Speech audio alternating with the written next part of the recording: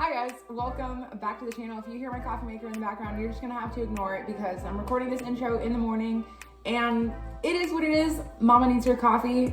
Please comment down below what type of coffee you use because I got something new and we're gonna fix that. Anyway, so we're gonna make a creamy vodka pasta. Feel free to add a lot more vodka or a lot less, you know, whatever floats your boat.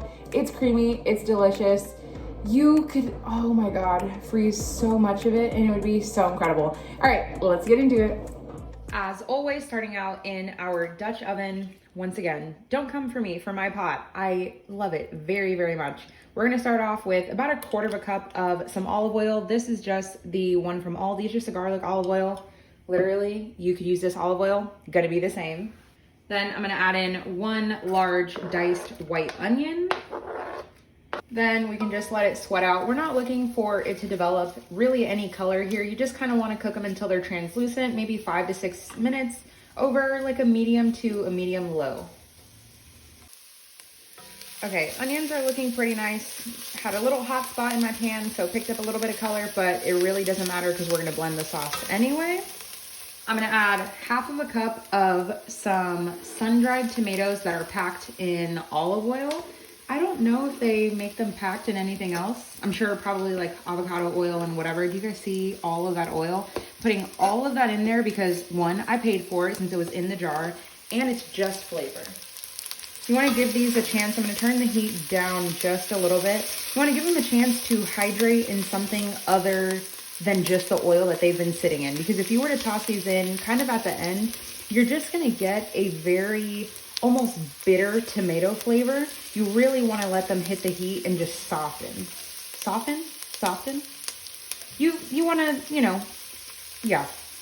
At this point, we can go ahead and use our little microplane and grate 2 cloves of garlic. Actually, we're gonna go with 4 instead of 2 because more garlic, the better. Then we can just hit that around. Smells so good. This is one thing I love about just making your own food. You can really just doctor it up to however you like it, however your family eats it.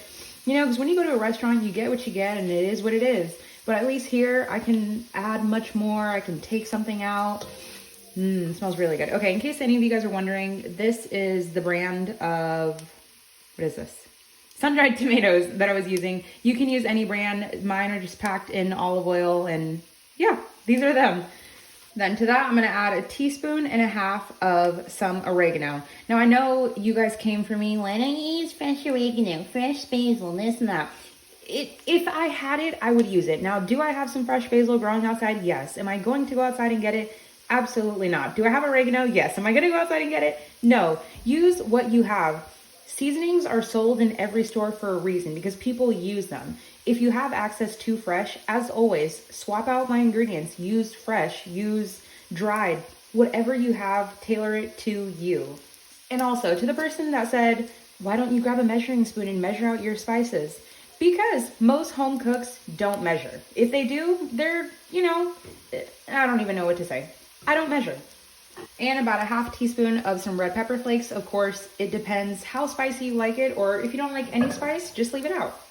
Okay, now we can give this all a mix. This is called blooming your spices. You're letting your spices, in my case, that are dried, hit that heat, hit the olive oil, and just warm up. And you can really smell it in the air. Once again, it smells like pizza. Keep stirring. Okay, that's great. Now, I'm gonna turn my heat all the way on high.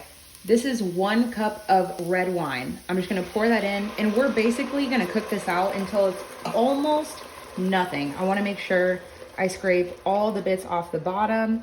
And this is gonna take about 2 minutes for it to reduce on high. It is literally just gonna boil away.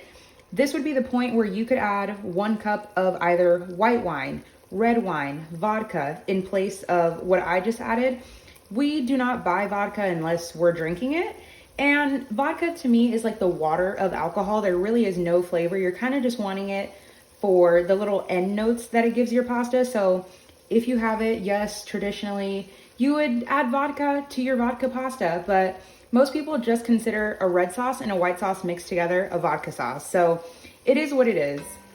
This is exactly what we're looking for. Something that's kind of like jammy. There's clearly still liquid in here, but it's definitely reduced way, way down.